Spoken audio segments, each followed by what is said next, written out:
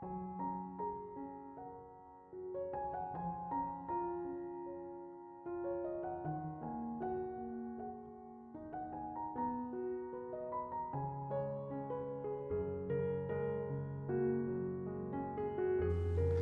Ibu, Saudara-saudari, adik-adikku yang terkasih, Shalom. Berkah dalam, piye kabare? Semoga Anda tetap sehat penuh dengan sukacita. Kembali pada hari ini saya mengajak Anda untuk mendengarkan dan merenungkan firman Tuhan. Kita siapkan hati kita. Tuhan sertamu dan sertamu juga. Inilah Injil Yesus Kristus menurut Santo Matius, dimuliakanlah Tuhan. Dalam khotbah di bukit, Yesus berkata kepada murid-muridnya, "Kamu telah mendengar firman, kasihilah sesamamu manusia dan bencilah musuhmu. Tetapi aku berkata kepadamu, kasihilah musuhmu dan berdoalah bagi mereka yang menganiaya kamu. Karena dengan demikian kamu menjadi anak-anak Bapamu yang di surga. Sebab ia membuat mataharinya terbit bagi orang jahat dan bagi orang yang baik pula. Hujan pun diturunkannya bagi orang yang benar dan juga orang yang tidak benar. Apabila kamu mengasihi orang yang mengasihi kamu, apakah upahmu? Bukankah pemungut cukai juga berbuat demikian? Dan apabila kamu hanya memberi salam kepada saudara-saudaramu saja, apakah lebihnya daripada perbuatan orang lain? Bukankah orang yang tidak mengenal Allah pun berbuat demikian? Karena itu, haruslah kamu sempurna, sebagaimana Bapamu yang di surga sempurna adanya." Demikianlah sabda Tuhan. Bapak, Ibu, Saudara-saudari, adik-adikku yang terkasih, dalam bacaan Injil pada hari ini, kita diajak untuk menjadi sempurna seperti Bapa di surga sempurna adanya. Kadang kalau kita berpikir, tidak mungkin. Tapi mari kita kembali merenungkan bahwa untuk menjadi kudus atau sempurna, tidak perlu melakukan hal-hal yang luar biasa hebatnya. Dengarkan firman Tuhan dan lakukan itu. Salah satunya tadi jelas yang dikatakan dalam bacaan Injil pada hari ini. Kasihilah musuh-musuhmu dan berdoalah bagi mereka. Itulah hidup penuh dengan kesempurnaan.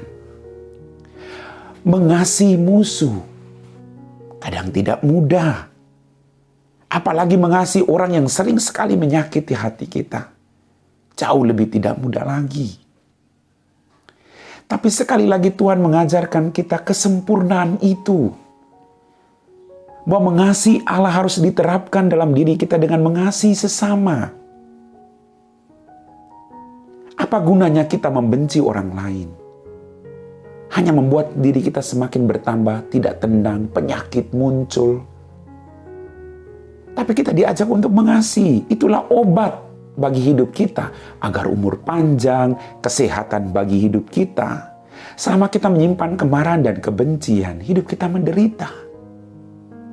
Maka Tuhan mengajarkan kepada kita untuk mengasihi mereka dan berdoa bagi mereka yang mencaci maki kita. Berdoa agar kita mampu melakukan itu. Saya juga tidak mampu melakukan tanpa doa. Bapak, Ibu, Saudara-saudariku yang terkasih, kita diajak untuk berbuat lebih. Sebagai pengikut Kristus, tidak hanya mendengarkan firman-Nya, tapi harus berbuat lebih dengan melakukan firman-Nya yang Dia perintahkan kepada kita. Mengasihi orang lain dan mendoakan mereka yang menyakiti kita. Doakan suamimu, istrimu, anakmu, mertuamu, siapapun, teman-temanmu, tetanggamu. Banyak sekali orang yang menyakiti kita. Lalu kadang kita mengatakan, tunggu saatnya saya akan membalas dendam. Bukan itu. Tapi mari kita bawa dalam doa agar hati mereka juga diluluhkan oleh Tuhan untuk bisa mengasihi dan tidak menyakiti hati siapapun. Kalau engkau pernah disakiti, berdoalah kepada Allah agar Engkau juga tidak menyakiti hati orang lain. Mari kita mohon rahmat itu, agar kita terus-menerus melakukan perintah-Nya seterusnya dalam hidup kita. Tidak hanya dalam masa Prapaskah, tapi seterusnya. Amin. Bapak, Ibu, saudara-saudariku yang terkasih, mari kita siapkan hati kita untuk berdoa. Dalam nama Bapa dan Putra dan Roh Kudus, amin. Ya Tuhan, terima kasih untuk semua mujizat dan berkat-Mu. Ampuni dosa kami Tuhan. Pada kesempatan ini, kami mau berdoa bagi mereka yang sedang sakit, baik di rumah mereka maupun di rumah sakit.